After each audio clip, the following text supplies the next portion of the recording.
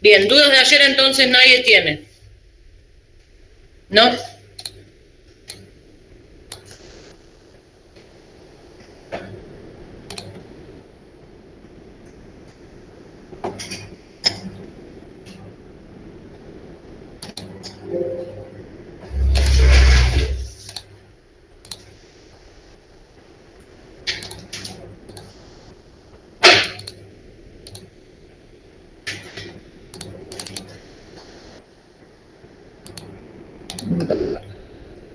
Vamos a ver así. ¿Lo ven bien, chicos? ¿Ustedes? Sí. ¿Chicos del otro lado? Sí, se ve. Claro. Sí, profe, se ve.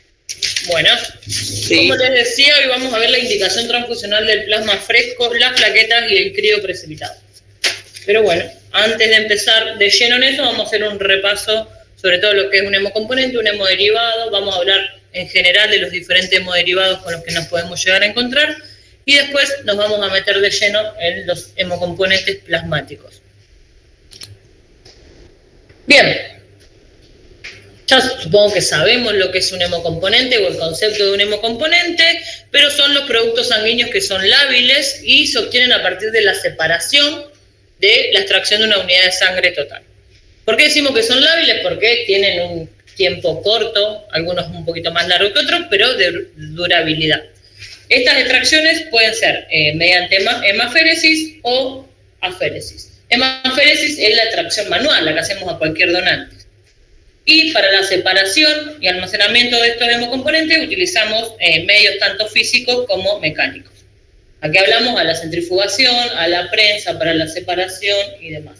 Nunca vieron procesamiento de hemocomponentes, pero si en algún momento nos toca, cuando nos toque lavar o desplasmatizar algún hemocomponente, es muy similar el procesamiento. Y los hemoderivados, obviamente, si hablamos de hemoderivados, derivamos de algo que viene de la sangre, pero son productos sanguíneos que son estables y se obtienen a partir del plasma de donantes y que por métodos tanto físico-químicos y una fase industrializada se obtienen, ¿sí?, medicamentos o fracciones del plasma utilizados como medicamentos. Sí o sí, esto se hace en una planta de hemoderivados. Acá desde lo que es a nivel región y provincia se envían a la planta de hemoderivados de la ciudad de Córdoba. Por eso van a encontrar que muchos de los hemocomponentes que tienen una C significa que esos plasmas van a Córdoba. Esa C significa de Córdoba. Y esos plasmas se utilizan para hacer los diferentes hemoderivados, que son plasmas de donantes politransfundidos o mujeres que hayan tenido más de una gesta. Bueno, esa C no es que hay un anticuerpo C o un antígeno C, sino es de Córdoba, de la planta de hemoderivados. Es como que a nivel regional van a encontrar esa nomenclatura para hablar de los donantes que colaboran con la planta de hemoderivados. ¿Dudas con esto? Bien, ¿qué hemocomponentes podemos obtener en un banco de sangre? Desde la sangre total podemos tener componentes eritrocitarios, como es sangre parcialmente desplasmatizada, o concentrado de glóbulos rojos desplasmatizados, concentrados de hemátides, concentrados de hemátides de leucocitados, que son los que van a ser leucorreducidos o lavados en su diferencia, si no tenemos filtro para sacar los blancos, concentrados de hemátides lavados para aquellos pacientes que hayan tenido reacciones transfusionales alérgicas y no necesiten ninguna fracción de plasma o de proteínas plasmáticas en las unidades, y componentes plaquetarios. Estos son todos los componentes celulares que podemos llegar a obtener, ¿sí?, en un banco de sangre. Pueden venir desde un donante estándar, que es el que se acerca a donar, le extraemos una bolsa de sangre total y luego se fracciona esa bolsa de sangre total, o de un solo donante mediante la máquina de aféresis o un proceso de aféresis. Y los componentes plasmáticos que podemos obtener en un banco de sangre, ya sabemos que tenemos el plasma fresco congelado, el plasma normal humano y el crío precipitado. Esto es un repasito de los diferentes hemocomponentes que podemos llegar a obtener. Chicos, ¿dudas del otro lado o algo que me quieran preguntar? No. Y las fracciones del plasma que ya necesitan una metodología industrial para poder utilizarse, o los conocidos hemoderivados, son los siguientes. albúminas, concentrados de factor 8, que estos concentrados se utilizan para ciertos pacientes con hemofilia o alguna enfermedad en la cascada de coagulación, concentrado de complejo protombínico, concentrado de factor 9, fibrinógeno, gamma globulinas inespecíficas y gamma globulinas específicas, como es el partogama, ¿sí?, para la profilaxis anti-D.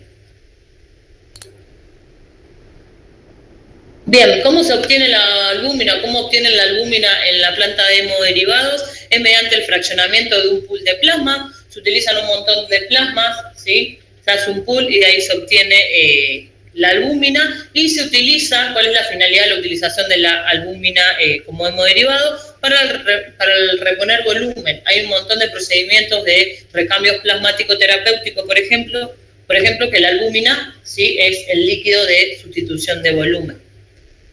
Después tenemos diferentes factores de la coagulación como hemoderivados, y son factores exclusivos que se utilizan para ciertas enfermedades que las personas tienen déficit, como el factor 7, el factor 8 y el factor 9. El factor 8 corresponde, o son las personas que tienen hemofilia A, tienen un déficit de este factor 8, y las personas que tienen hemofilia B tienen un déficit de factor 9. Y obviamente estos pacientes no los podemos estar transfundiendo durante toda su vida, entonces el tratamiento de elección es con hemoderivados y son con estos factores recombinantes. Después tenemos las inmunoglobulinas, que se obtienen a partir de la fracción de las inmunoglobulinas G, del plasma que llegan a la planta de hemoderivados. Y las aplicaciones, tienen muchas aplicaciones, pero se suelen utilizar en leucemias, en hipogamaglobulinemias, en PTI, en la púrpura trombocitopénica idiopática, en desórdenes autoinmunes, en trasplantes o en tratamientos posteriores a trasplante de médula ósea o de algunos órganos sólidos. Y después tenemos las globulinas hiperinmunes, que lo que conocemos como ciertas vacunas, se producen a partir de donantes que tienen títulos altos de algunos anticuerpos específicos, como suelen ser el de hepatitis B, tétano, varicela, rabia, entre otras cuestiones. Todas estas fracciones provienen de plasmas y son hemoderivados. ¿Alguna duda con esto? Bien, chicos, ¿dudas? No lo ven. No. Yo hago esto. Bien. Vamos a meter en el plasma fresco congelado ahora. Bien, plasma fresco congelado, ya sabemos que es una fuente de derivados plasmáticos y que tiene factores de la coagulación, tanto los lábiles como los estables. ¿Por qué hay que diferenciarlos? Porque el plasma normal humano carece de los factores lábiles de la coagulación.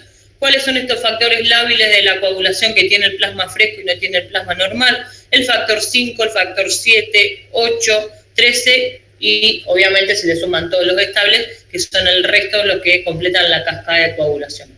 No han visto nada de cascada de la coagulación todavía, ¿no? En anatomía un poquito. Nosotros vamos a ver, sí, hemostasia más adelante, pero bueno, para ya ir familiarizándose con los nombres. Ya sabemos que el plasma va a tener una conservación de 1 año y se conserva de menos 18 a menos 30 grados centígrados. Tiene un volumen aproximado de 200 mililitros y la dosis se puede calcular con mililitros kilos del paciente o una unidad cada 20 kilos. La recomendación es que se calcule de 10 a 20 mililitros kilos, y si tenemos una unidad de 200 mililitros y le calculamos de 10 a 20, lo mismo que una unidad cada 20 kilos del paciente. Por eso se utiliza esa fracción más fácil de recordar. Y en pacientes críticos o que tienden a sobrecargarse, ¿sí? 30 mililitros kilos es lo que recomiendan transfundir. Se estima que la transfusión de un plasma, ¿sí?, no del pool completo, dure entre 20 y 30 minutos y nunca más de 2 horas. Cuando el plasma se descongela y pasa mucho tiempo fuera de las temperaturas frías, los títulos de los de los factores de la coagulación que son lábiles tienden a decaerse, ¿sí? Empiezan a perderse, entonces dejan de tener la funcionalidad que necesitamos. ¿Dudas con esto? Es un repasito, ya hemos visto un montón de plasma fresco congelado. Bien, ¿cuándo está indicada la transfusión del plasma fresco congelado? Hay un montón de indicaciones de la transfusión del plasma, pero siempre van a estar asociadas a posibles hemorragias o hemorragias que estén activas también. Entonces, El plasma fresco congelado va a estar indicado cuando tengamos pacientes con una hemorragia activa o pacientes que deben ser sometidos a ciertos procedimientos quirúrgicos y tienen déficit de múltiples factores de la coagulación. Puede ser pacientes que tengan una coagulación intravascular diseminada, coagulopatías por consumo dilucional, que quiere decir que tengan una hemorragia activa, hemorragias graves, exsanguíneo-transfusión, enfermedades hepáticas. ¿Por qué? Porque hay muchos, si ya lo vieron en la anatomía, hay muchos de los factores de la coagulación que tienen una dependencia hepática. Entonces, que los pacientes que tengan un problema a nivel hepático, como suelen ser los pacientes cirróticos, suelen tener menos producción de estos factores de la coagulación y por ende van a tener alteradas las vías tanto extrínsecas como intrínsecas de la cascada de la coagulación. Chicos, ¿dudas del otro lado? No, profe. Bueno, va a estar también indicada la transfusión de plasma en pacientes que tengan una hemorragia masiva y que sea aguda, que esté pasando en ese preciso instante, mayor o igual entre el 30 y el 40% de la volemia de ese paciente. Pacientes que tengan una púrpura trombocitopénica trombótica o una PTT y síndrome urémico hemolítico también suelen tener la indicación del plasma fresco congelado. La PTT porque se da por el déficit de una proteína o de una enzima, que es la enzima ADAMS13, que la tenemos ¿sí? en el plasma fresco congelado y de esa forma se la vamos a aportar al paciente. ¿Saben qué pasa en la púrpura trombocitopénica trombótica? La función primordial de esta enzima, que es la enzima del ADAMS13 o la proteína ADAMS13, es controlar el funcionamiento del factor de von Willebrand, que a su vez el factor de von Willebrand lo que hace es decirle a las plaquetas, che, paren, frenen, que hasta acá llegamos y tapamos esta hemorragia, no necesitamos que se agreguen más. Cuando hay un déficit de esto, por ende el factor de von Willebrand no actúa normalmente, entonces lo que se genera es un exceso de trombos que empiezan a obstruir la microcirculación. Esa obstrucción de la microcirculación genera que haya una lisis de las células sanguíneas que no pueden empezar a pasar por esos microvasos y empieza a haber una hemólisis a nivel de la microcirculación. Por eso, tanto el síndrome urémico como la PTT son conocidas como microangiopatías trombóticas, ambas dos, y necesitan muchas veces el plasma fresco congelado para revertir toda esta sintomatología que tienen. ¿Dudas con esto? Ya le vamos a dedicar una buena clase a la PTT y a las PTI, pero... Bien, también va a tener indicada la transfusión del plasma fresco congelado en pacientes que obviamente vuelvan a tener hemorragia o tengan procedimientos quirúrgicos invasivos y estén anticoagulados y no hayan podido revertir la anticoagulación con el tiempo de espera. Entonces el plasma fresco congelado va a aportar los factores de la coagulación que estos pacientes tienen inhibidos por medicación y a su vez, sumado al plasma fresco congelado, le van a dar vitamina K, que esto va a ayudar a que se liberen factores de la coagulación que sean hepático dependientes, ¿sí? Que estén en el hígado en reserva. ¿Dudas con esto? ¿No? Vir. Sí. Yo tengo una pregunta del RIM. Del RIM, decime. ¿El valor siempre te lo dan o nomás te dicen que es una hemorragia activa y ya? No, generalmente pacientes que estén con una hemorragia activa no te van a dar el valor de TP o KPTT o del RIM, que ahora más adelante los vamos a ver. Te van a decir que está con una hemorragia activa y que no está cesando mediante las compresas, lo que le estén utilizando, y te van a pedir. Pero generalmente no te van a dar el valor de RIN, sino te van a decir que está elevado del valor normal. El RIN es un valor de un rango internacional, por ende puede ir variando de lugar a lugar. No sé quién me hablaba. Lara. Sí, entendí, gracias. De nada. Y también va a estar indicado la transfusión de plasma. Generalmente si tuvieron martes o jueves a la mañana en el hospital y están las cardiovasculares, saben que llevan un montón de plasma. Y si la cardiovascular tiene una hemorragia y el RIN está elevado 1,5 veces del rango normal, van a pedir la transfusión de plasma. ¿Los valores de RIN varían según las localidades o según los países? Según los países. Es un rango internacional. Bien. Eso significa RIN. ¿Alguna duda más con el RIN? Chicos, ¿ustedes? Bien.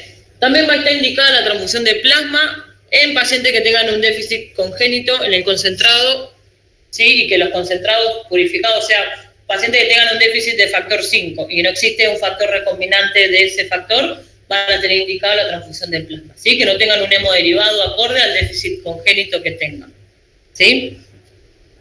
Obviamente la enfermedad hemolítica del recién nacido se hace la exsanguíneo transfusión con sangre reconstituida y el plasma fresco es el que va a aportar albúmina, que va a ayudar al transporte de la bilirrubina indirecta que está en exceso y así también ayudar a despedirla, ¿sí? A que el bebé la elimine.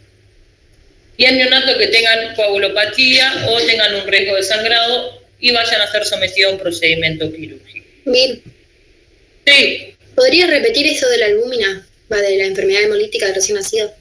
sí. Lo que le hace la albúmina es mantener, ¿sí? La presión oncótica a nivel de la circulación. Entonces, el bebé, cuando tiene una hemólisis alta, es toda esa bilirrubina que libera en la ruptura de glóbulos rojos, es una bilirrubina que es indirecta, que no la puede estar metabolizando mediante el hígado porque está inmadura, ¿sí? Mientras estaba en la panza, esa bilirrubina se encargó la madre de metabolizarla. Por ende, no presentaba un riesgo para ese feto, pero cuando ese bebé está fuera de la panza, esa bilirrubina alta sí empieza a generar o ser un problema que se debe tratar, porque si no se va a depositar a nivel de lo que es el sistema nervioso central, porque los recién nacidos no tienen la barrera hematoencefálica desarrollada. Entonces, si toda esta bilirrubina indirecta se llega a depositar en el sistema nervioso central, podemos llegar a tener el carnicterio. La albúmina que le vamos a aportar con la sangre reconstituida en la exsanguíneo transfusión va a ayudar, ¿sí?, a este transporte de la bilirrubina indirecta. Ya lo vamos a ver bien preciso, no es lo que nos convocó hoy acá, pero a grandes rasgos es eso. Gracias. De nada. ¿Dudas con las indicaciones de plasma? Bien. Obviamente, como siempre decimos, ¿sí?, hay ciertos valores de laboratorio que nos ayudan a poder valorar cómo están funcionando las vías de la coagulación sanguínea en los pacientes, que es el famoso TP y el famoso KPTT o TPT que solemos nombrar. ¿Qué es el tiempo de protrombina? La protrombina es uno de los factores de la coagulación y es un examen de sangre que lo que hace es medir el tiempo que tarda la porción líquida de la sangre, que es el plasma, en coagularse. ¿Qué factores vamos a poder medir mediante el TP? El factor 7, 10, 5, 2 y el factor 1, ¿sí?, correspondientes a la vía extrínseca de la coagulación, ¿sí?, que va por fuera del vaso lesionado. Y el valor normal del TP es de 12 a 14 segundos. Otro de los valores de laboratorio que nos van a ayudar a saber si este paciente tiene alterada la vía de la coagulación es el famoso KPTT o tiempo parcial de tromboplastina, y que lo que hace es medir el tiempo que tarda en coagularse la sangre, no solo el plasma. Y los factores que va a medir son los factores que pertenecen a la vía intrínseca de la coagulación y el factor 12, 11, 9, 8, 10, 5, 2 y 1. Ahora van a ver por qué hay un par que se repiten, porque en la cascada de la coagulación tenemos una vía extrínseca, una intrínseca y una vía común, que es la estabilidad del coágulo. Y el valor normal de KPTT es entre 30 y 40 segundos. ¿Qué tenemos que tener en cuenta entonces en la transfusión de plasma y estos valores, ¿sí?, que miden el tiempo de coagulación de los pacientes? Es que cuando estos valores, sea 1 o 2, están alterados o están fuera del rango normal, seguramente la indicación transfusional de plasma esté bien, ¿sí?, indicada, valga la redundancia. Y si el valor normal está aumentado 1,5 veces, también van a pedir la transfusión de plasma. También son valores que para los pacientes que están anticoagulados, que les suelen pedir de rutina para ir midiendo y controlando la cantidad de anticoagulación que le tienen que ir dando. Si los valores están muy elevados, significa que están sobremedicados o si están bajos, porque les falta. Acá les puse un esquemita de lo que es el sistema de la coagulación y por qué hay ciertos factores que se repiten en ambas mediciones, porque pertenecen a la vía común de la cascada de coagulación. No nos vamos a meter en esto hoy, pero váyanse familiarizando. Y acá son los nombres de los diferentes factores de la coagulación sanguínea, el factor 1 y el tan importante fibrinógeno, que solo encontramos en un solo hemocomponente, que ¿cuál es? El crioprecipitado. Sí, el factor 2, que es conocido como protrombina, el factor 3, la tromboplastina, el factor 4, que más que un factor, ¿sí?, es un ion y es el calcio, el factor 5, que es la proacelerina, el factor 7, que es la proconvertina, el factor 8, también conocido como factor antihemofílico A, que es el que tienen en déficit las personas que tienen hemofilia A, y para este factor existe un hemodiderivado, que es un factor recombinante, el factor 9, que es el factor antihemofílico B, que es el que las personas con hemofilia B tienen en déficit, el factor 10, o también conocido como factor tisular o de Stuart-Power. El factor 11 es un antecesor de la tromboplastina del plasma. El factor 12, el factor de Angelman, y el factor 13, también conocido como factor de von Willebrand, es un factor estabilizante de la fibrina. Todo eso tenemos en la cascada de coagulación, que tiene que funcionar así para no tener una hemorragia masiva. Bien. ¿Cuándo no está indicada, ¿sí?, la transfusión de plasma? En situaciones que deben expandir el volumen, ¿sí?, que el paciente ha perdido un volumen y quieren expandirlo con plasma, eso está contraindicado, y el volumen se debe expandir mediante coloides o cristaloides. En coagulopatías no precisadas y que los pacientes presenten valores normales de TP o KPTT o tengan una leve alteración y no tengan ninguna manifestación de sangrado, tampoco está indicada la transfusión de plasma. Y en déficits nutricionales por el aporte de proteínas tampoco está indicada la transfusión de plasma. Tampoco va a estar indicada para el aporte de inmunoglobulinas, para eso existen los hemoderivados, ni para la corrección del efecto de la anticoagulación por heparina. La heparina no se puede revertir con el plasma fresco congelado, por eso es importante saber qué tipo de anticoagulación tiene el paciente. Y tampoco va a estar indicado en situaciones que puedan resolverse con otros coadyuvantes, como son el factor 8 o el factor 9, en crisis hemofílica si están recombinantes, si hay albúmina humana como hemodiderivado, no usar plasma, o coloides sintéticos como suele ser el Rincher. ¿Dudas con esto? ¿No? Bien, vamos a hablar de la compatibilidad del plasma fresco congelado y el sistema más importante para esta transfusión, y el único es el sistema ABO, el único que debemos tener en cuenta. Obviamente la primera opción y lo que vamos a elegir es que sea un grupo idéntico al paciente. Si el paciente es B, vamos a usar plasma B. El grupo o los plasmas de grupo AB son universales para todos los diferentes fenotipos ABO. Esto es importantísimo, lo menciono, parece en vano, pero no transfundamos plasma cero a todos los grupos porque no son compatibles. Y si las técnicas de separación son las correctas, el sistema RH es independiente, ¿sí?, en la transfusión de plasma. No importa, ¿por qué? Porque está formado por antígenos y están en los glóbulos rojos. ¿Por qué menciono lo de la separación correcta? Porque si tenemos una contaminación en el procesamiento y tenemos resto de glóbulos rojos, lo ideal es respetar el factor RH. Esto no debería pasar porque esos glóbulos rojos, cuando se congelan, se van a hemolizar y van a romper, ¿sí?, van a tener una coloración rara al plasma y no deberíamos utilizar. Algo que voy a agregar, que hoy hice una pregunta en el práctico, es ¿qué pasa si tenemos que reclasificar un plasma? ¿Con qué técnica lo van a hacer? Con el inverso.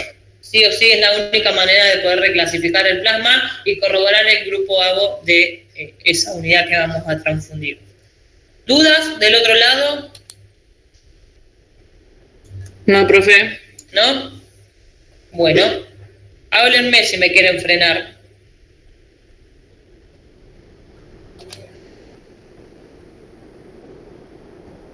Nos vamos a meter en las plaquetas.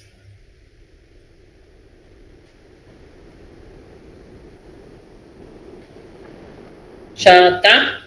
¿Listo? ¿Ninguna duda con el plasma? Bien. Vamos a repasar un poquitito lo que es el concentrado de plaquetas y nos vamos a meter en la indicación transfusional de las plaquetas. Entonces sabemos que los concentrados de plaquetas, ¿sí?, de banco o las plaquetas se obtienen por la centrifugación diferencial de unidades de sangre total, tienen un volumen de 50 mililitros cada unidad de plaquetas de banco. La conservación es durante 5 días a una temperatura ambiente en una agitación continua. La dosis es una unidad de plaquetas de banco cada 10 kilos del paciente. Y si hacemos un control de calidad en las plaquetas random o las plaquetas de aféresis, debemos tener un recuento de 5,5 a 7 por 10 a la 10 de plaquetas. El valor normal de plaquetas en un hemograma en un paciente debería ser de 150 a 400.000 plaquetas por milímetros cúbicos. Se estima que luego de una transfusión o de una dosis terapéutica de plaquetas acorde al peso del paciente, el recuento debe incrementarse alrededor de 50.000 plaquetas por milímetros cúbicos. Cada vez que formemos un pool de plaquetas, ¿sí?, acorde obviamente siempre al peso del paciente, debe transfundirse en un lapso de 40 a 60 minutos promedio, ¿sí?, en el paciente. Y una vez que armamos un pool, tenemos entre 4 a 6 horas como máximo para poder transfundirlo. ¿Por qué? Porque la temperatura en la que se almacenan las plaquetas es una temperatura óptima para, ¿sí?, la proliferación de las contaminaciones. Y si tenemos el circuito abierto porque armamos un pool y no lo pudimos transfundir porque el paciente estaba febril, porque decidieron no transfundirlo después de que lo armamos, tenemos entre 4 a 6 horas para poder transfundirlo, si no se debe descartar por la contaminación bacteriana.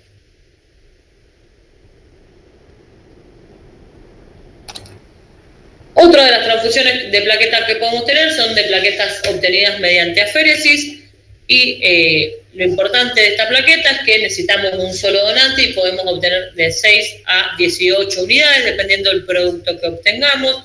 Hablamos de un producto simple de plaquetas por aféresis si el recuento nos da, ¿sí?, igual a 6 unidades de plaquetas, de un producto doble si tenemos 12 unidades de plaqueta obtenidas en esta aféresis y de un producto triple si obtenemos 18.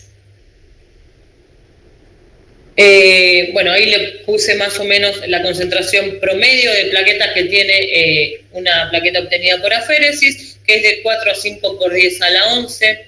El mínimo debe ser de 3 por 10 a la 11, que es lo que equivale a 6 plaquetas, y el doble de 6 por 10 a la 11. Para el control de calidad de una plaqueta obtenida por aféresis, el volumen debe estar entre 300 a 400 mililitros, y la conservación es igual a las plaquetas random o de banco, que son 5 días a temperatura ambiente en agitación constante.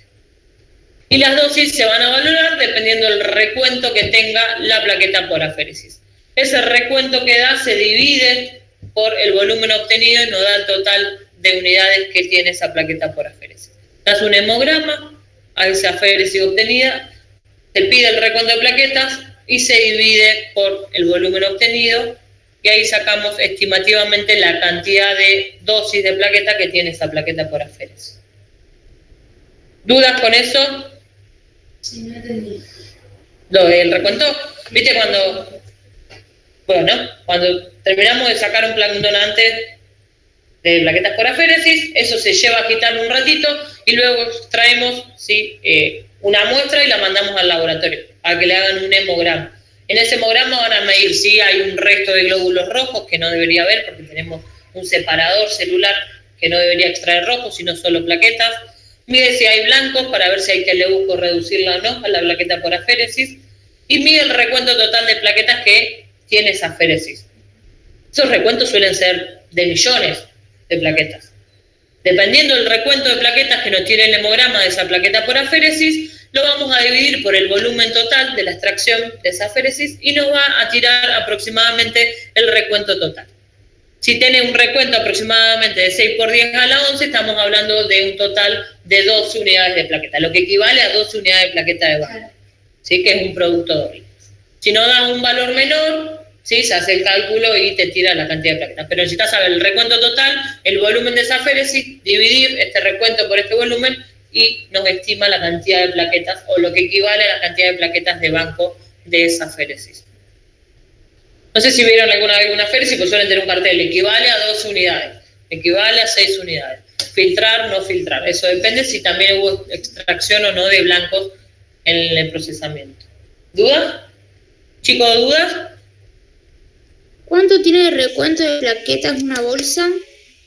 No, eso hay que medirlo, no sabemos, pero se estima que el mínimo que debe tener una plaqueta por aféresis es este que te estoy marcando acá, 3 por 10 a la 11, el recuento mínimo que equivale a 6 plaquetas de banco. Gracias. No, de nada. ¿Continuamos? ¿Alguien más quiere hacer alguna pregunta? ¿No? Bueno. Bien, la transfusión de plaquetas se divide en una transfusión profiláctica y una transfusión terapéutica. Cuando hablamos de algo profiláctico es para evitar que suceda algo. Entonces, si hablamos de una transfusión profiláctica de plaquetas es para evitar que haya un sangrado. Y si hablamos de una transfusión terapéutica es para frenar un sangrado que ya está activo o alguna condición clínica que puede predisponer a este paciente a tener un sangrado. Bien, va a estar bien indicada una transfusión de plaquetas si tenemos un paciente con un recuento menor a 10.000 plaquetas por milímetros cúbicos y acá sí o sí va a estar indicada para evitar que haya una hemorragia espontánea. Con un valor de menor a 10.000 plaquetas, la transfusión de plaquetas no puede ni dudarse. ¿Por qué? Porque cualquier línea de fiebre que levante o demás puede hacer una hemorragia espontánea a ese paciente. Si tenemos un paciente que tiene 20.000 plaquetas o un poquito menos y tiene factores de riesgo hemorrágico o un consumo aumentado de las plaquetas que tienen circulantes, como una infección previa, un estado febril, medicación que le estén pasando, va a estar indicada el recuento de plaquetas. Si tenemos pacientes con un recuento menor a 50.000 o igual o menor a 50.000 y van a ser sometidos a algún procedimiento invasivo o quirúrgico, también va a estar indicada la transfusión de plaquetas. Hoy los que tuvieron en el práctico llevamos un pool de plaquetas a un paciente que le iban a colocar un catéter central y tenía un recuento de 19.000 plaquetas. Estaba bien indicada y era una transfusión profiláctica porque el paciente no tenía un sangrado, pero querían evitar que tengan un sangrado cuando le coloquen el catéter central.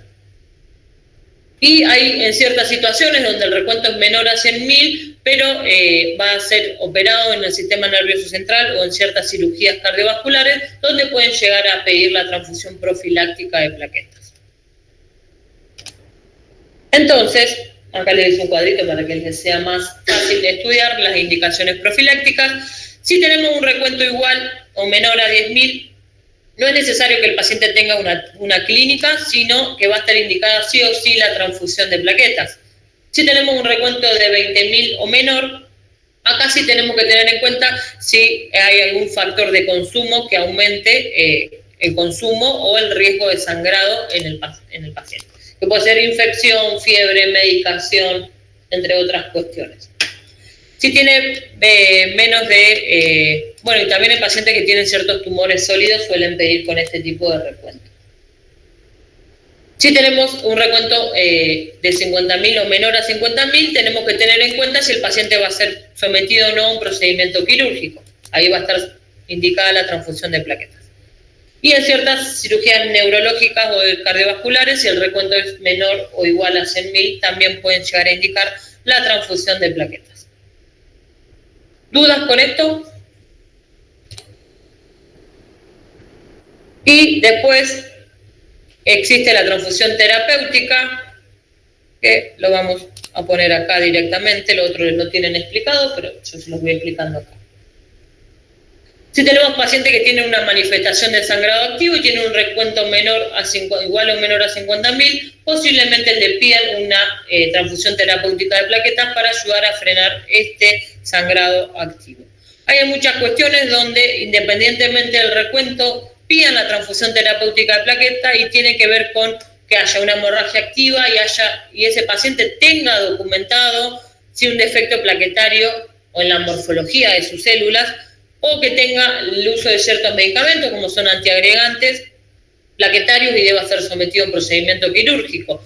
Posiblemente en cualquiera de estas dos situaciones tengamos un paciente con un recuento normal de plaquetas, pero son plaquetas que no son funcionales y tenemos que agregarle plaquetas funcionales para evitar que tengan sangrados o si tienen un sangrado activo ayudar a frenarlo.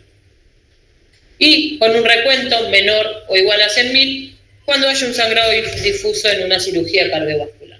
Es muy similar la terapéutica a la profiláctica, pero sepan que existen dos tipos de transfusiones plaquetarias. Una para frenar sangrado activo y otra para evitar que existan estos sangrados. Vir, Sí, una consulta. Eso de que puede ser, o sea, con un recuento normal, dice uso de antiagregantes plaquetarios, o sea, si se somete a procedimientos quirúrgicos. Exacto. Es, por ejemplo, que, no sé, estuvo tomando un anticoagulante. no, el anticoagulante no tiene nada que ver con las plaquetas. Estamos hablando de antiagregantes de aspirinas, por ejemplo. La gente cardíaca que toman aspirinas prevén. Y, por ejemplo, que se tenga que someter a un procedimiento quirúrgico de urgencia. Porque De urgencia, por ejemplo, un paciente que tuvo un preinfarto y debe ser sometido a un cateterismo, por ejemplo, y nunca no tuvo tiempo de suspender la aspirina durante 36 horas previas. Claro. ¿Sí? Se dice que la antiagregación plaquetaria, todas las bibliografías duran 36 horas desde la última toma de la aspirina o del ácido acetil salicílico. Si no pasaron esas 32 horas, posiblemente este paciente está antiagregado y debamos aportar las plaquetas funcionales mediante una transfusión, por más que el recuento sea normal. Yo pensé que anticoagulante era lo mismo que antiagregante plaquetario. Si hablamos de anticoagulante, estamos hablando 100% de los factores de coagulación. Claro. Las plaquetas son importantes en la coagulación porque son parte de la hemostasia primaria, pero los anticoagulantes actúan en lo que es la hemostasia secundaria. Vir, anticoagulante sería heparina, ponele. La heparina es un anticoagulante, el acerocumarol es un anticoagulante. Listo. Cuando hablamos de antiagregante, hablamos de ácido acetil salicílico más que nada, de aspirinas. Por eso los pacientes que han tomado ciertos gaines, o aspirina en las últimas 36 horas, no le podemos procesar las plaquetas. Y vienen los rótulos de las unidades con ácido acetil salicílico. ¿Bien? Sí. ¿Alguna duda más?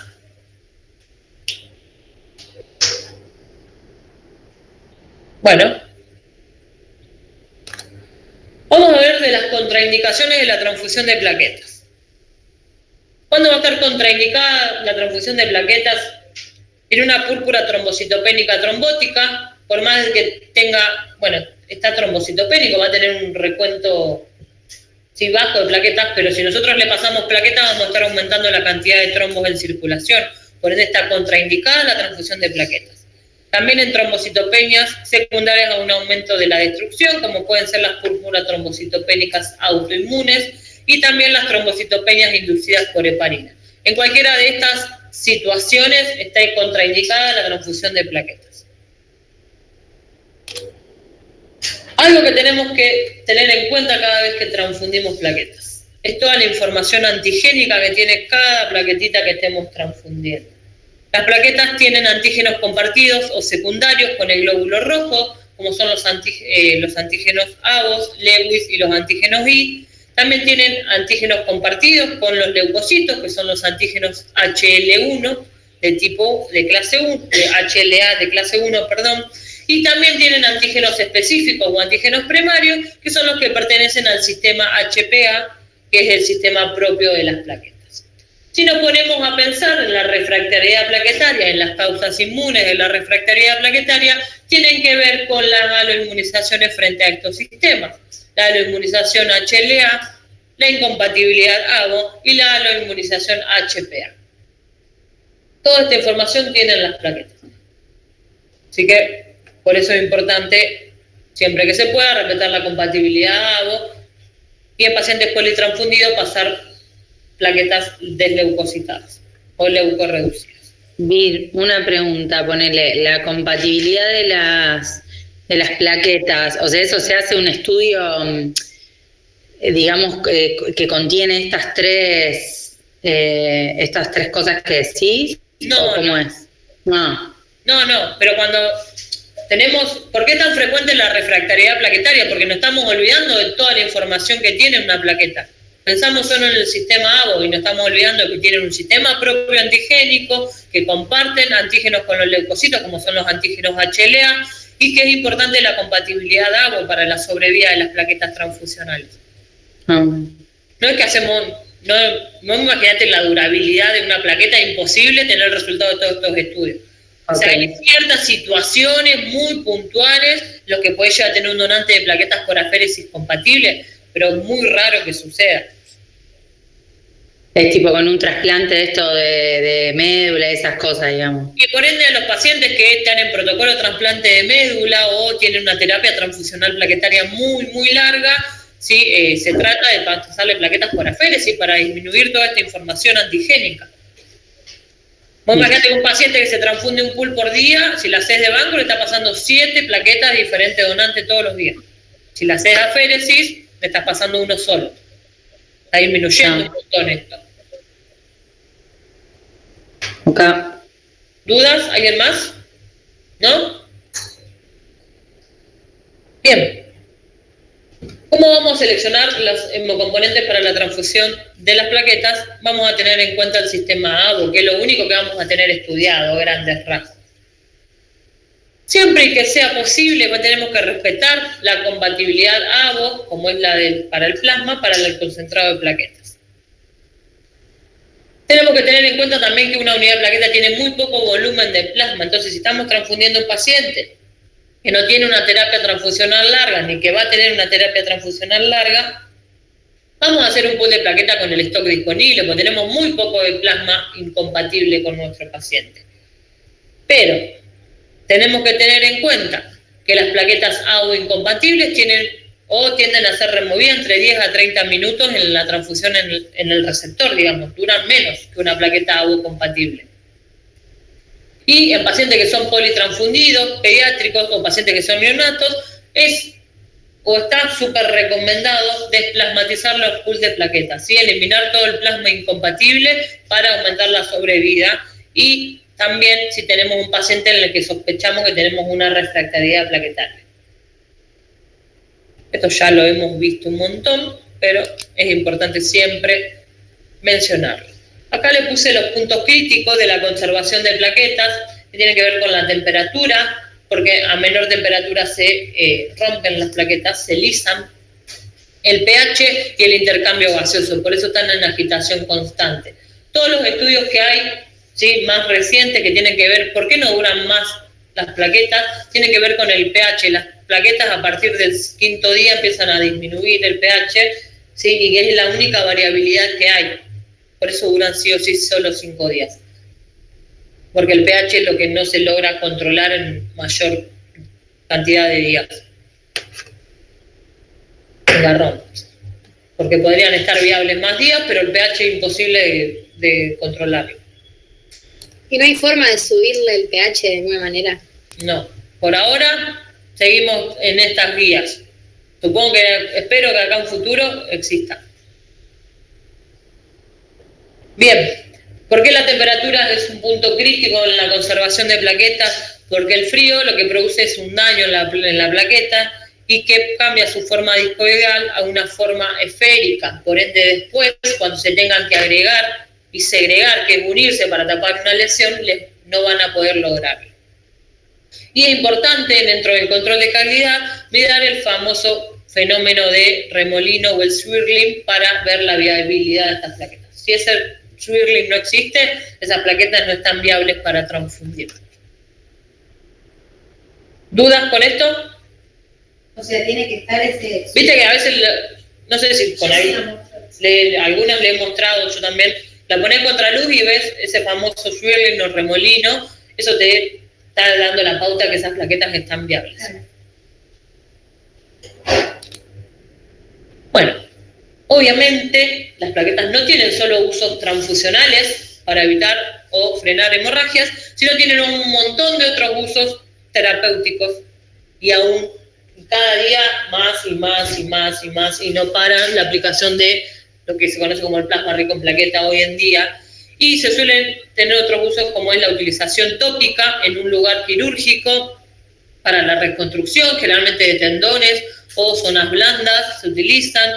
También para aportar factores de crecimiento de las plaquetas que lo que hacen es estimular la angiogénesis o la revascularización de esa zona y promueve una cicatrización más rápida de los tejidos que están dañados. Esto tiene que ver con todos los gránulos, miren la cantidad de gránulos que tiene una plaqueta en su interior.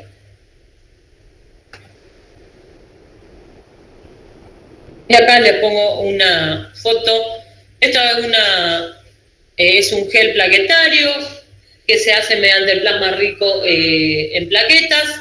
Se enfrenta a glucanato de calcio. Ese glucanato de calcio hace que, bueno, vieron que el calcio es el factor 4 de la coagulación. Ese calcio extra que le estamos agregando hace que se solidifique. ¿Por qué? Porque se va a activar la fibrina y se va a solidificar ese plasma rico en plaqueta. Como ven acá, lo llegan a ver que es un gel.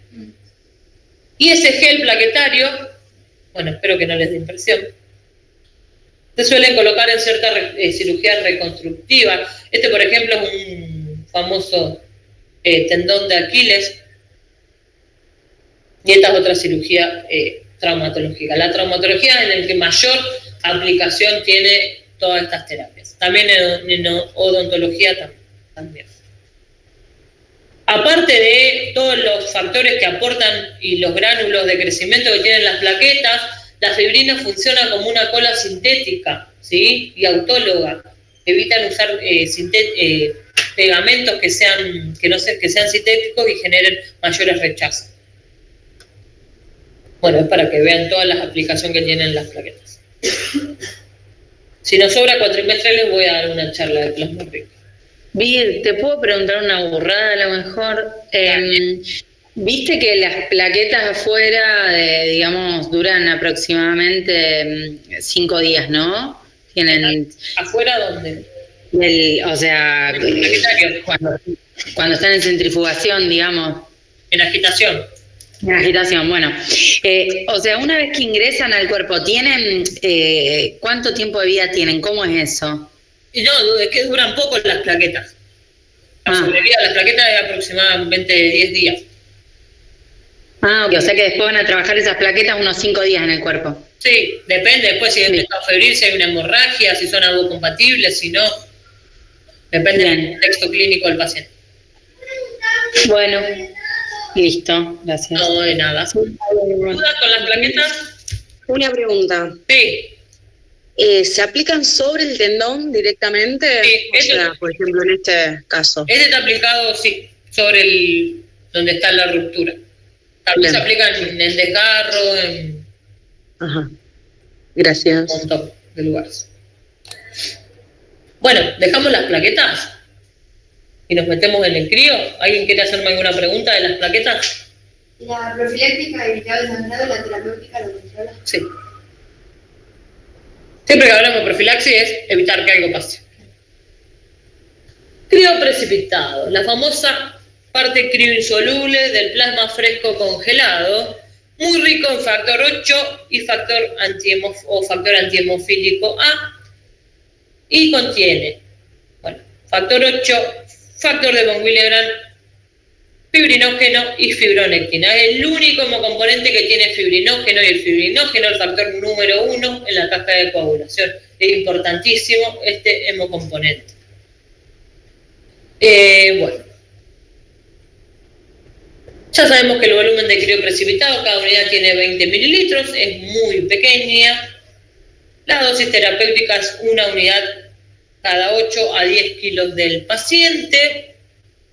Las dosis de crío precipitado deben transfundirse entre 20 a 40 minutos, porque es muy poco el volumen. En pacientes pediátricos o neonatos, donde la volemia es muy pequeña, es importante respetar la compatibilidad ABO, por más de que el plasma sea muy poquitito, siempre que sea posible. No sé con quién estaba, nos pasó hace poquito, teníamos una bebé que era AB positivo, o B, o no me acuerdo, y no teníamos crío precipitado B, entonces se esperó a que llegue un crío para poder transfundirla, Porque esos 20 mililitros para una bebé de 1,5 kg representan un gran porcentaje de su volemia. Siempre eso ténganlo en cuenta. En adultos tenemos que tener en cuenta, ya que el volumen de plasma es muy poquito, hacemos un pool de crío con el stock que tengamos disponible. Pero si tenemos la suerte de tener un freezer lleno de crío precipitado y tenemos críos aguacompatibles, utilicemos crío aguacompatible. Eso no hay duda alguna. Estamos hablando de la compatibilidad plasmática acá, ¿sí? ¿Cuándo está indicada la transfusión de crío precipitado? En pacientes que tengan una hemorragia por déficit de fibrinógeno. El rango normal de fibrinógeno se puede medir tanto en gramos como en miligramos. Si hablamos de gramos, hablamos de 2 a 4 gramos por litro. Y si hablamos de miligramos, de 200 a 400 miligramos por decilitro de fibrinógeno. Hipo y dis, ¿qué sería la diferencia entre uno y otro? No, es lo mismo. Haya una disminución. En pacientes que tengan una coagulación intravascular diseminada y que haya un déficit, una disminución por consumo de fibrinógeno y del factor 8. En una profilaxis en un paciente o en un tratamiento en pacientes con déficit de factor 13.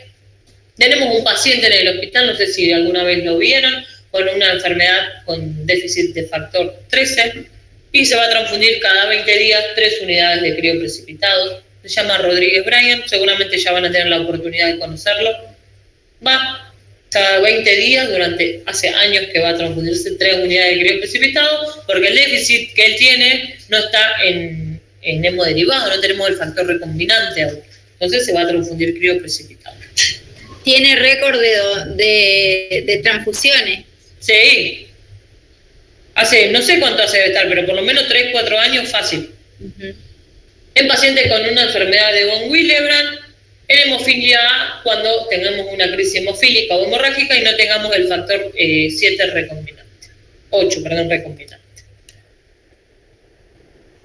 Así que bueno, acuérdense que el crío precipitado siempre se asocia al fibrinógeno, que no el principal, sí, causa de transfusión de fibrinógeno.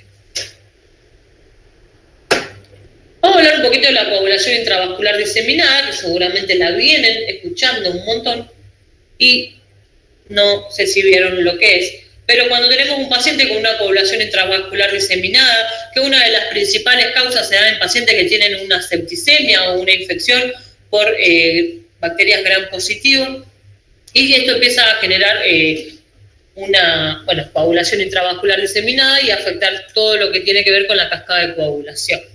Entonces podemos decir que la coagulación intravascular diseminada es una activación masiva de la coagulación, la fibrinólisis, o ambas que estén de forma activa, y lo que hace es que toda esta activación masiva va a empezar a superar los mecanismos de control y se empiezan a perder el equilibrio entre la coagulación y la fibrinólisis. La fibrinólisis es la reabsorción de los coágulos una vez que el vaso ya está sanado, por así decirlo.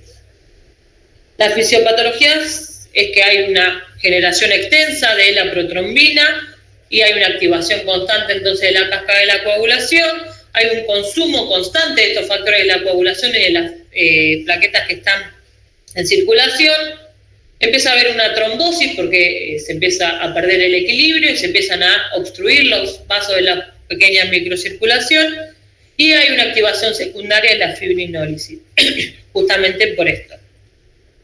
Bueno, esto ya se lo venían mencionando, que la septicemia es la causa más frecuente de la coagulación intravascular diseminada y hay muchos pacientes que tienen una sepsis, sobre todo los pacientes que tienen una estadía prolongada en sitios como son las terapias intensivas, tienden a generar una septicemia y lo que se genera, esta respuesta inflamatoria generalizada, el desequilibrio en la cascada de coagulación. Los pacientes con una coagulación intravascular diseminada van a presentar un laboratorio de la siguiente manera. Van a tener una prolongación en el TP y en el KPTT, por ende van a tener la indicación transfusional de plasma fresco congelado, van a presentar una trombocitopenia porque las plaquetas que están en circulación se van a ir consumiendo constantemente. El fibrinógeno posiblemente esté elevado al inicio del proceso de la coagulación intravascular diseminada y luego genere un déficit del mismo, por ende seguramente vayan a pedir crioprecipitado también. Va a haber un aumento de los PDF, que son producto de degradación del fibrinógeno, un aumento de el dímero D, que tiene que ver también con esto, y se van a empezar a descender el factor 3 de la coagulación, la proteína C reactiva y la proteína S. Esto todo el laboratorio alterado que va a tener este paciente con una coagulación intravascular diseminada. ¿Cómo van a tratar a estos pacientes?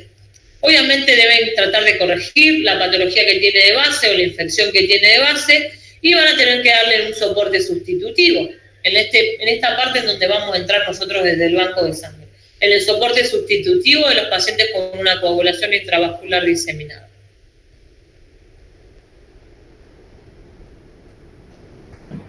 Vamos a empezar a aportar plasma fresco congelado para empezar a intentar controlar la vía extrínseca y intrínseca de la coagulación de este paciente.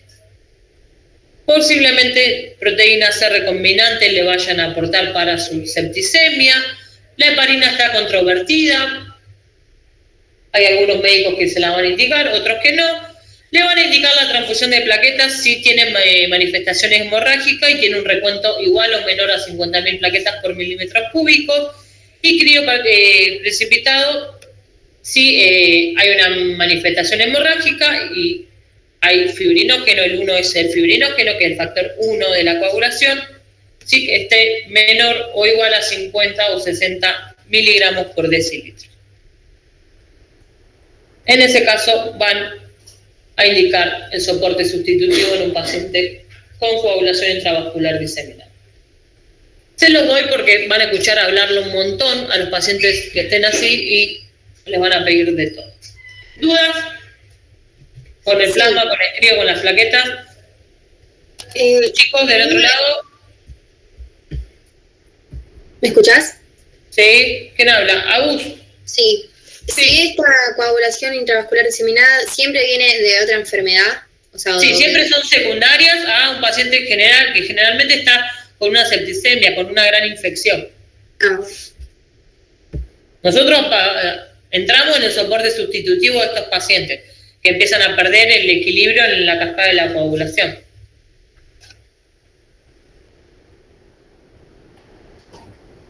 Bien, ¿alguna duda? ¿No? Bueno, ahora, una vez que terminamos esto, yo generalmente lo que hago es traer 1 o 2 casos clínicos de los temas que vimos el día anterior. No es necesario que lo hayan tenido que leer, pero para ver si quedó todo más o menos entendido, pero si hay algún error que se me repite en la mayoría de los trabajos que me van a entregar ahora que les voy a dar, vamos a reforzar la semana que viene lo que tengamos que reforzar. O en una de esas no hay que reforzar nada. Para los chicos que están del otro lado, les voy a cargar el archivo en Classroom de los casos clínicos que vamos a ver ahora. Si quieren acá se pueden poner de a 2 y ahora les reparto esto. Ahí les voy a cargar un archivo, chiquis.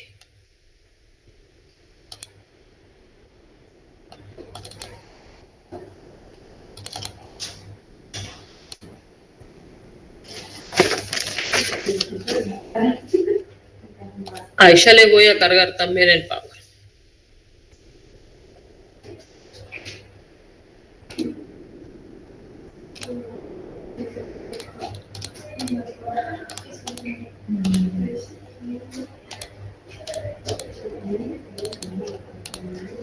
Ahí les cargué en Classroom, no sé si lo llegan a ver. Igual los voy a poner acá.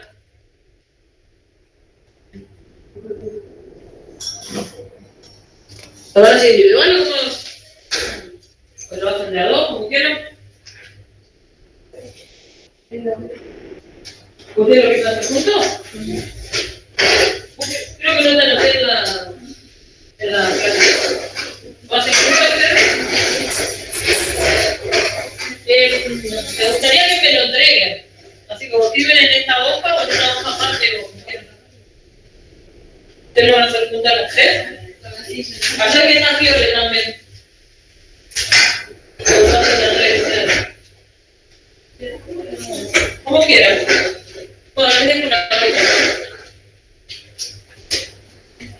Chicos, ¿ustedes lo pueden leer ahí? Sí. Sí.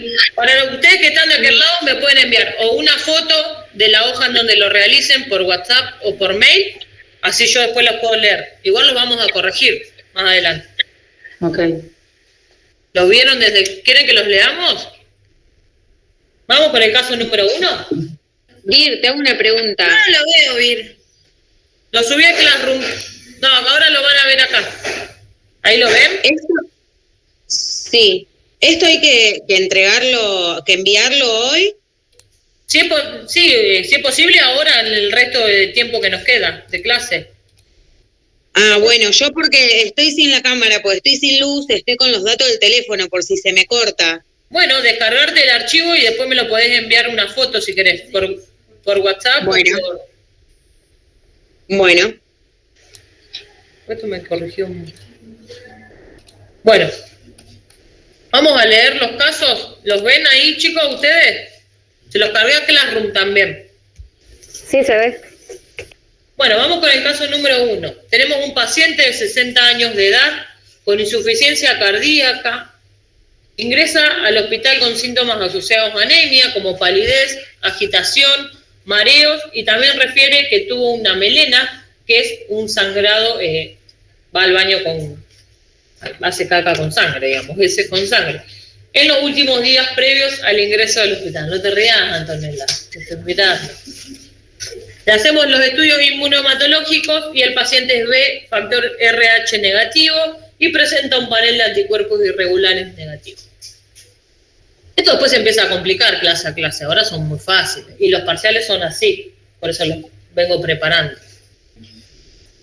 El hemograma del paciente arroja los siguientes resultados. Presenta una hemoglobina de 7,5 gramos por decilitro, un hematocrito del 22%, un recuento de plaquetas de 160.000 plaquetas por milímetros cúbicos, y el paciente pesa 72 kilos. La primera pregunta, y la única que tiene, es ¿qué hemocomponente deberían indicarse en este caso? Y justificar la respuesta con cantidad de hemocomponentes, dosis, grupo y factor que elegirían, tiempo en que transfundirían cada uno. ¿Dudas con eso? ¿No? ¿Y si lo transfundirían o no? También. Si ustedes justifican bien, puede estar bien o puede estar mal. Recuérdense que... ¿Alguna duda con el caso número 1? Bien, el caso número 2. Ingresa por guardia un politraumatismo por un accidente en la vía pública que sube directamente a quirófano por una hemorragia activa de origen arterial. Nos llega una muestra de la emergencia al banco de sangre que está traída por un familiar del paciente que está en quirófano. Tipificamos el ABO y el RH en esta muestra y nos arroja que el paciente es ARH negativo. Inmediatamente nos llaman del servicio de anestesia que necesitan 3 unidades de glóbulos rojos en el quirófano. A. ¿Cómo trabajarías frente a esta situación? B. ¿Qué glóbulos rojos les enviarías al quirófano? C. Una vez apaciguada la emergencia, ¿qué harías con las técnicas pretransfusionales?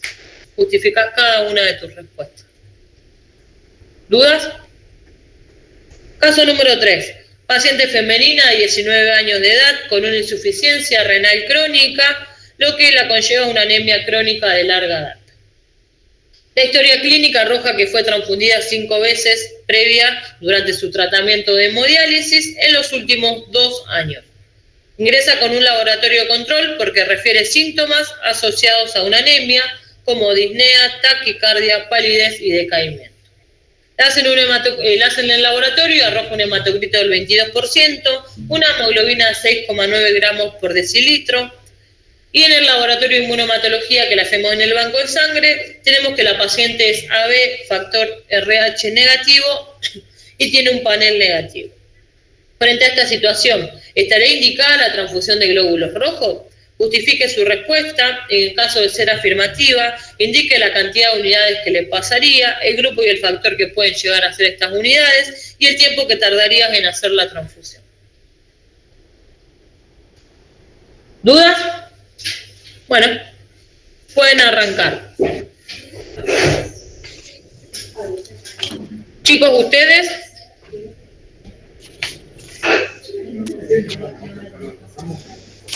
Voy a detener la presentación. ¿Ustedes pueden verlo en el Classroom o se los dejo acá abierto?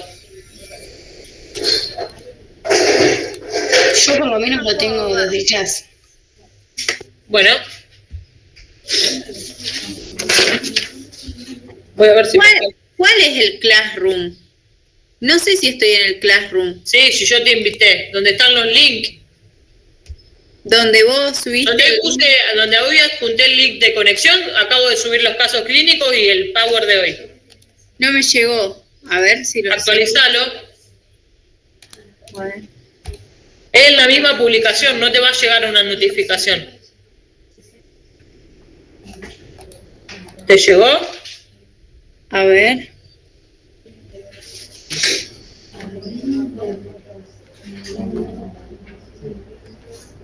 Fiore, ¿cómo es tu apellido?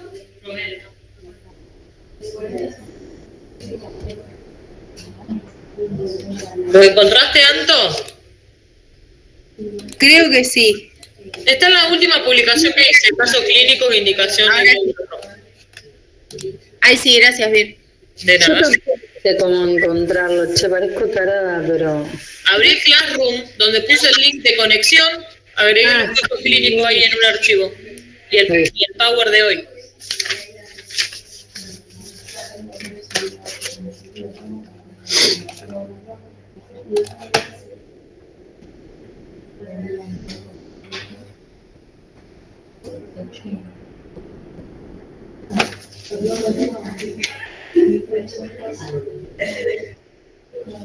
Sí, José. Sí. Un sangrado activo, digamos. Exacto. Es una hemorragia digestiva baja. Exacto. De nada.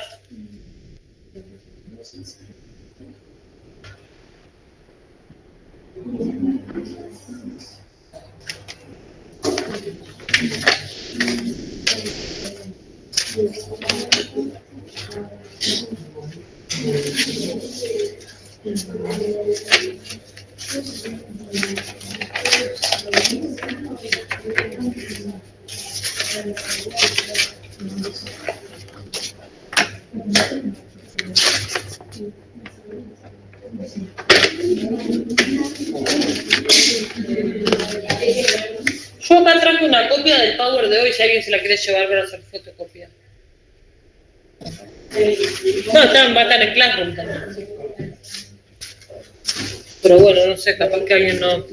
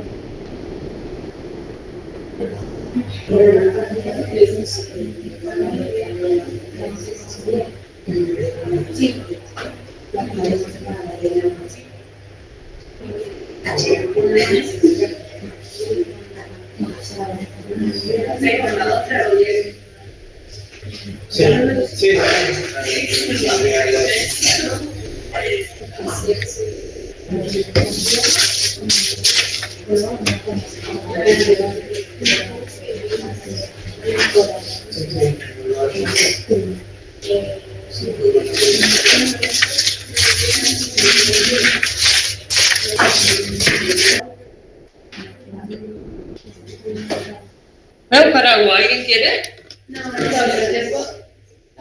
Sí, voy.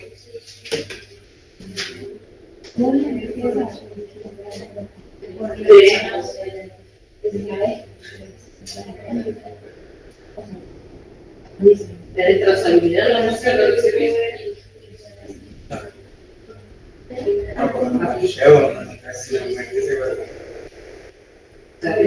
Bueno, sé que Federico Flores asegura de eso. Esa es la. Claro. Poder poner las dos opciones que ustedes trabajarían, que son válidas también. Bueno. Me levantas. Que no hay apuro.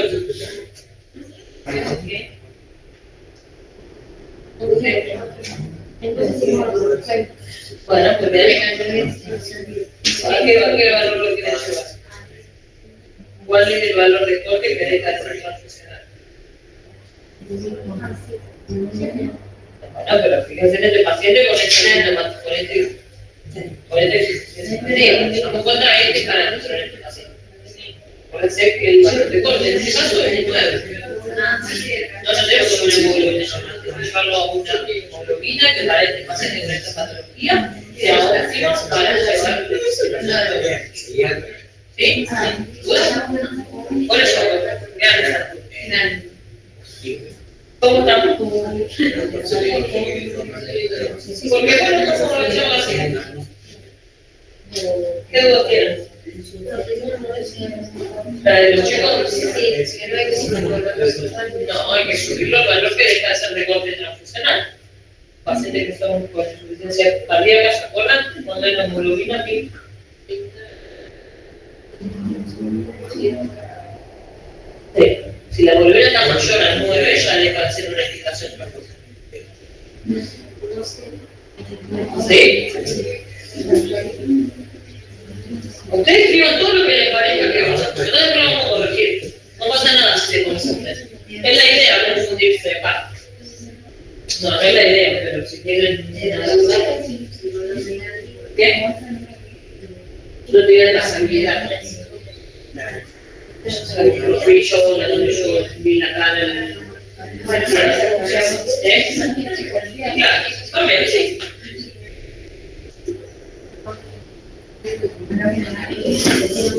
¿Alguna duda?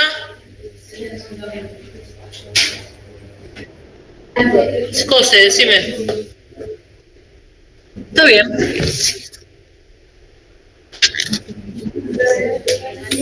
Posiblemente. Sensibilización o con Z. Sensibiliza la Z.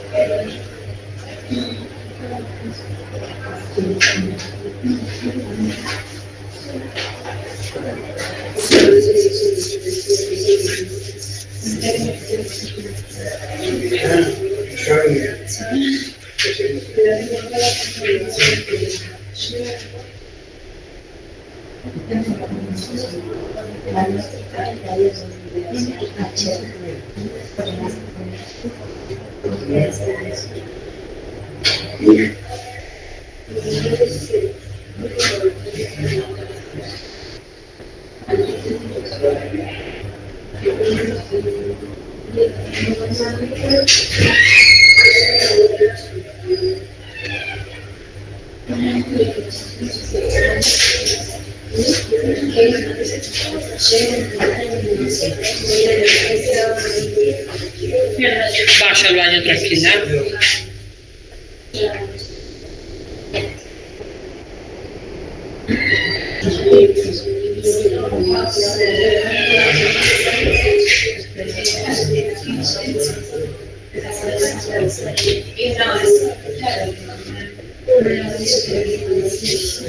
Ahí vengo, por si me quieren hablar. Voy a buscar agua. No fui a buscar agua.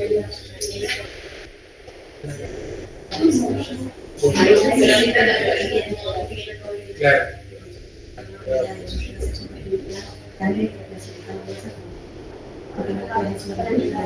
O sea, sí, primero hacer como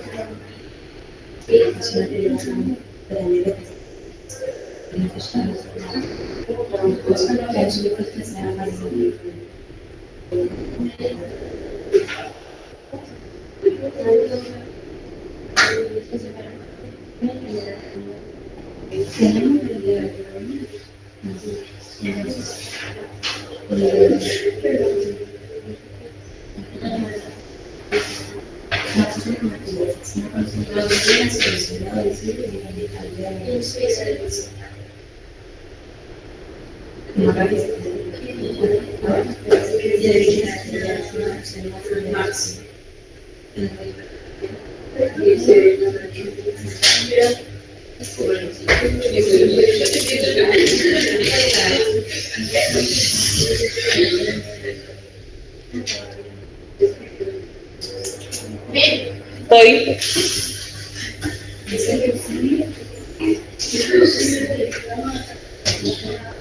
A ver.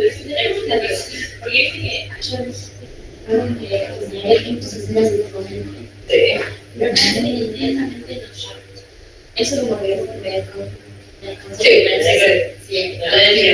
hace tiempo hacerlo convencional. Hay que trabajar mediante este protocolo. ¿Dudas aquí? ¿Vienen bien? ¿Aquí cómo estamos? Esto acá está bien, pero recuerden que no es la única opción.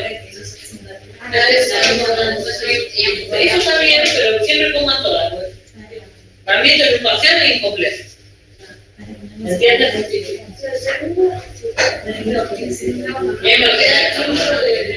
Claro, hacer las pruebas convencionales. ¿Cómo trabajarían? Eso.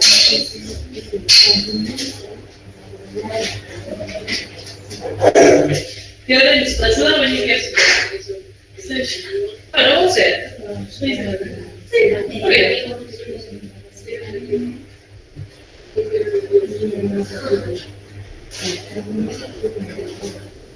¿Aquí alguien quiere hacerme alguna consulta?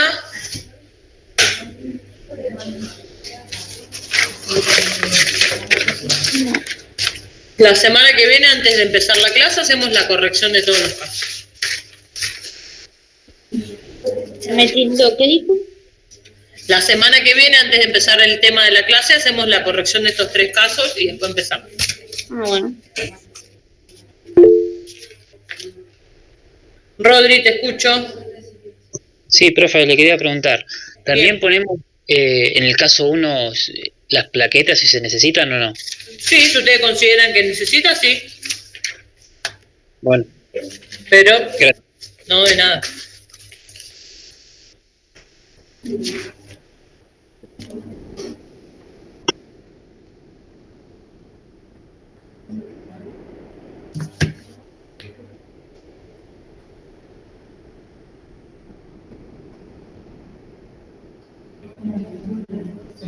Mira, entonces ya está. No te entendí. ¿Con qué? ¿La clase? No, estamos esperando que me envíen los que me tienen que enviar Ok. y ellos Listo. terminen los trabajos aquí presencial. Ok.